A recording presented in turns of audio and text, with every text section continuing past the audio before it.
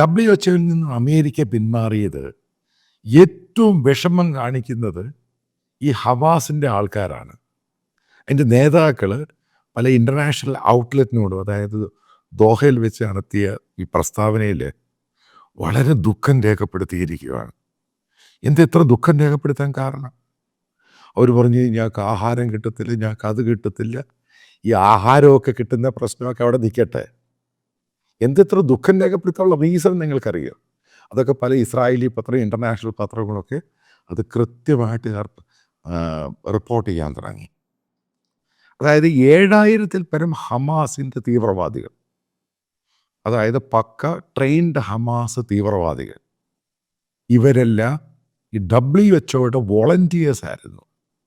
നിങ്ങൾ മനസ്സിലാക്കുക, ഇവർക്ക് ഓരോ മാസം കൊടുക്കുന്ന സാലറി എത്രയാണെന്ന് നിങ്ങൾക്കറിയോ? ഏകദേശം ഇന്ത്യൻ കറൻസി 1.25 ലക്ഷത്തിന് മുകളിൽ. അമേരിക്കൻ കറൻസി $1500 വെച്ചാണ് ഇവർക്ക് പണം കൊടുത്തുകൊണ്ടിരുന്നത്. ആലോചിച്ച് നോക്കുക. അതായത് തീവ്രവാദികൾക്ക് WHO പണം കൊടുക്കുന്നു, വോളണ്ടിയേഴ്സ്, എന്നിട്ട് നടത്തുന്ന തീവ്രവാദം. ഇതാണ് ഈ ഗ്ലോബൽ ഓർഡർ, വേൾഡ് ഓർഡർ എന്നും പറഞ്ഞുകൊണ്ട് ഈ സുഡാപ്പി മത തീവ്രവാദികൾ ഉണ്ടാക്കിയെടുത്ത സംഭവം. ഇതിനെയാണ് ട്രംപ് വന്ന് പൊളിച്ചെടുത്ത് കൈ കൊടുത്തത്. ഇത് നേരത്തെ ഇതിനെപ്പറ്റി വളരെയധികം അലിഗേഷൻ ഉണ്ടായിരുന്നു. ഇനി എന്താ സംഭവം? ഇനി അതിൻ്റെ അകത്തുള്ള പല ജോലിക്കാർക്കും ഈ പണം കിട്ടുന്നതിൻ്റെ അകത്ത് അവർക്ക് കമ്മീഷനായിട്ട് കൊടുക്കും, അതായത് WHO-യുടെ എംപ്ലോയീസിന്. നിങ്ങൾ വേറെ കാര്യം അറിയണം, ഇതിൻ്റെ പണമൊക്കെ എടുത്തിട്ട് നമ്മുടെ യാഹിയ സിൻവാറുണ്ട്, കേരളത്തിലെ വലിയ ഹീറോയാണ്. അയാളുടെ ഭാര്യ നടന്നുകൊണ്ടിരുന്ന ഈ വാനിറ്റി ബാഗ്, നിങ്ങൾക്കറിയാം അതിൻ്റെ വില എത്രയാണെന്ന്? 3.5 ലക്ഷം രൂപ. അത്ര ലാവിഷാണ് തീവ്രവാദി നേതാവ്. നിങ്ങൾ ഓരോന്നും കണക്ക് കൂട്ടി നോക്കാൻ മനസ്സിലാക്കണം എന്തുവാണ് ഈ സംഭവം നടക്കുന്നത്. ഇതേപോലെ അതായത് ലോകത്ത് പല ആൾക്കാർ കൊടുക്കുന്ന ടാക്സ് എടുത്ത്, പ്രത്യേകിച്ച് അമേരിക്ക എന്ന് പറഞ്ഞ രാജ്യമാണ് ഏറ്റവും കൂടുതൽ WHO-ക്ക് പണം കൊടുക്കുന്നത്. നേരത്തെ വീഡിയോ ഞാൻ ഏകദേശ കണക്ക് പറഞ്ഞു. ഈ അമേരിക്കയിലെ കോർപ്പറേറ്റ് ഉൾപ്പെടെ അതെല്ലാം കൂടെ വരുമ്പോൾ എത്ര ബില്യൺസ് ആണ് ഇത് കൊടുക്കുന്നത്, ബില്യൺസ്. അതെടുത്ത് ഇത് മറിച്ച് തീവ്രവാദികൾക്ക് കൊടുക്കുന്നു, എന്നിട്ട് അതിൻ്റെ കൈക്കൂലി അവരുടെ കമ്മീഷൻ മേടിക്കുന്നു. ഇതാണ് WHO ചെയ്യുന്നത്. അതുകൊണ്ടാണ് അവർക്ക് ഭയങ്കര പ്രശ്നമായത്. അവിടെ ഫയറിങ് നടത്തിയപ്പോൾ അവർക്ക് ആഹാരം കൊടുക്കാൻ പറ്റുന്നില്ല. കാരണം ഇത് ആ സമയത്ത് ഇത് ഇസ്രായേൽ മോണിറ്റർ ചെയ്യാൻ തുടങ്ങി, പലതും മോണിറ്റർ ചെയ്യാൻ തുടങ്ങിക്കഴിഞ്ഞ് വിമാനടിച്ച് മാറ്റുക. ഇനി ഇസ്രായേലിലോട്ട് സെപ്റ്റംബർ 7-നുള്ള അറ്റാക്ക് നിങ്ങൾ ആലോചിച്ച് നോക്കുക. അതിനകത്ത് 80% ഇവരായിരുന്നു, അതായത് ഈ വോളണ്ടിയേഴ്സ്, സോ കോൾഡ് വോളണ്ടിയേഴ്സ്, പക്ക ടെററിസ്റ്റുകൾ. അതിനു വേണ്ടി അവരുടെ പണം എങ്ങനെയാണെന്ന് നോക്കിയാൽ റൂട്ട് ചെയ്ത് പോകുന്നത്. ഇന്നലെ വേറെ വീഡിയോ ഞാൻ ചെയ്ത് എങ്ങനെ ഊത്തുകൾ പണം ഉണ്ടാക്കുന്നത്. ലോക സമാധാനം വലിയ പ്രശ്നം. ഇതൊക്കെ സത്യം പറയാം, ട്രംപ് എന്ന് പറഞ്ഞൊരു പ്രസിഡന്റിന് മാത്രമേ ഇതേപോലെ അറുത്ത് മുറിച്ച് സ്ട്രിക്റ്റായിട്ട് ഓർഡർ ചെയ്യാൻ പറ്റത്തുള്ളൂ. കാരണം ബൈഡൻ ഇതിലൊക്കെ അനുകൂലിയാണ് പലതിലും. അതുകൊണ്ട് തന്നെയാണ് അമേരിക്കൻ ജനത അത് മനസ്സിലാക്കിയിട്ട് ബൈഡനെ എതിർക്കാൻ തുടങ്ങിയത്. ബൈഡനൊരു പ്രോ ആറ്റിറ്റ്യൂഡായിരുന്നു ഈ ടെററിസവുമായിട്ട് ബന്ധപ്പെട്ട്. കാരണം മുസ്ലിം വോട്ട് അമേരിക്കയിൽ അതൊക്കെ കുറച്ച് കാര്യങ്ങളൊക്കെ ഇൻവെസ്റ്റിഗേഷനിൽ പുറത്ത് വന്നു കഴിയുമ്പോൾ പലതും നമ്മൾ അറിയുവാൻ സാധിക്കും എന്തൊക്കെയാണ് നടക്കുന്നത്. അതേപോലെ ഇതിനെ ഏറ്റവും കൂടുതൽ ഈ WHO അതിനകത്ത് പല ജോലിക്കാർക്ക് ഖത്തർ അല്ലാതെ പണം കൊടുക്കുന്നുണ്ട്, കൈക്കൂലി കൊടുക്കുന്നുണ്ട്. ഇതൊക്കെ ഞാൻ പറയുന്നില്ല, റിപ്പോർട്ടുകളുണ്ട്, പലതെടുത്ത് നോക്കുക. അതായത് ഈ ഇൻ്റർനാഷണൽ ഓർഗനൈസേഷൻ, പേര് വേൾഡ് ഹെൽത്ത് ഓർഗനൈസേഷൻ, പക്ഷെ പണം പോകുന്നത് മുഴുവനും ടെററിസ്റ്റുകൾക്ക്. ഈ പറയുന്ന ഗാസയിലുള്ളവരാണ് വെസ്റ്റ് ബാങ്കിൽ ഒരു ജോലിയും ചെയ്യത്തുമില്ല. അവർ ഒരേ ഒരു ജോലി കുട്ടികളെ ഉണ്ടാക്കുക, അവരെ ടെററിസ്റ്റ് ആക്കുക, മദ്രസയെ പഠിപ്പിക്കുക. ഇഷ്ടം പോലെ പണം വരുന്നുണ്ട്. ഇത് നിർത്തലാക്കണമെന്നുള്ളത് എത്രയോ പേര് എത്രയോ കാലമായിട്ട് പറയുന്നു. പക്ഷേ നിങ്ങൾക്കറിയാം, ഗ്ലോബലി കുറച്ച് ഇടതുപക്ഷ ബുദ്ധിജീവികളുണ്ട്, ലെഫ്റ്റ് ലിബറൽ ബുദ്ധിജീവികൾ. ഇവരെല്ലാം ഈ പറയുന്ന ടെററിന് അനുകൂലമായിട്ടാണ്. ഇന്ത്യയിലുണ്ട് ഇതുപോലെ ലെഫ്റ്റ് ലിബറൽ ബുദ്ധിജീവികൾ. പാവം ഗാസ കരയുന്നു, ഗാസ തേങ്ങുന്നു, ഗാസ തേങ്ങാക്കൊല ഇതൊക്കെ കേട്ട് കേരളത്തിലെ പത്രങ്ങൾ എന്തൊക്കെയോ ആണ്. പക്ഷേ ഇതിൻ്റെ ഗ്രൗണ്ട് റിയാലിറ്റി എന്ന് പറയുന്നത് നിങ്ങൾ ഇൻ്റർനാഷണൽ മീഡിയ നോക്കിക്കഴിഞ്ഞാൽ കൃത്യമായിട്ട് പിടികിട്ടും.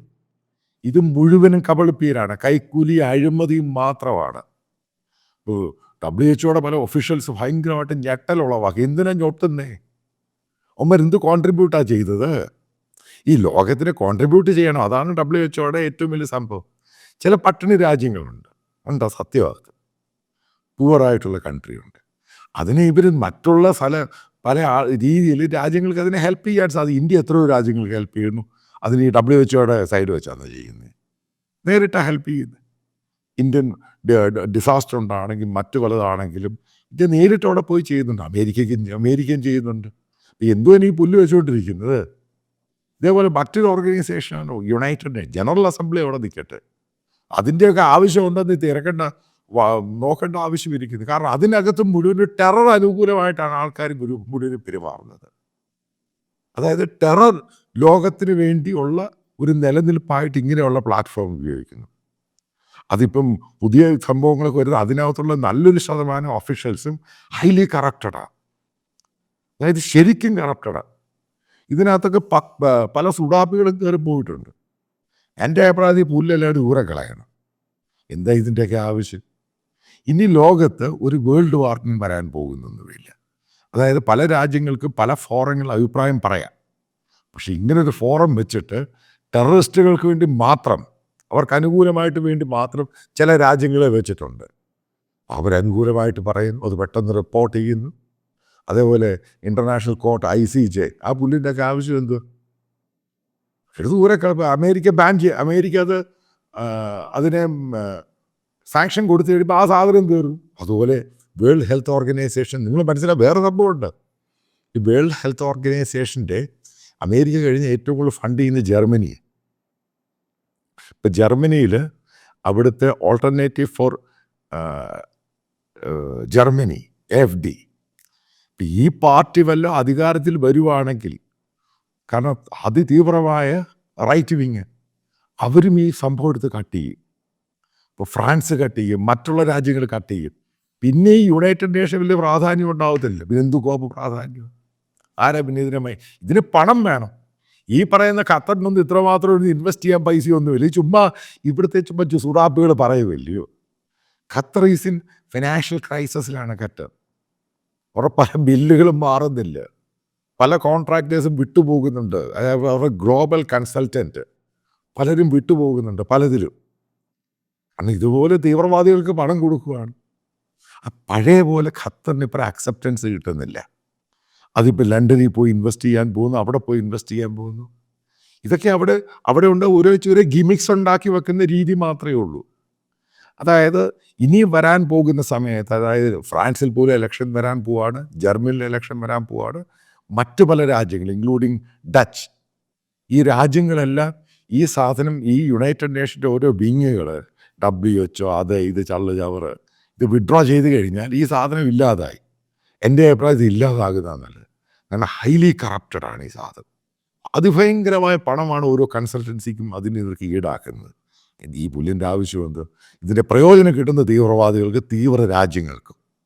അത് നിർത്തേണ്ട ആവശ്യം നിർത്തിയേ മതിയാവത്തുള്ളൂ. കാരണം ഒരു ടെററിസ്റ്റിന്, ഹമാസിൻ്റെ ടെററിസ്റ്റിന് 1.25 ലക്ഷം രൂപ ഇന്ത്യൻ കറൻസി ശമ്പളം കൊടുക്കുക.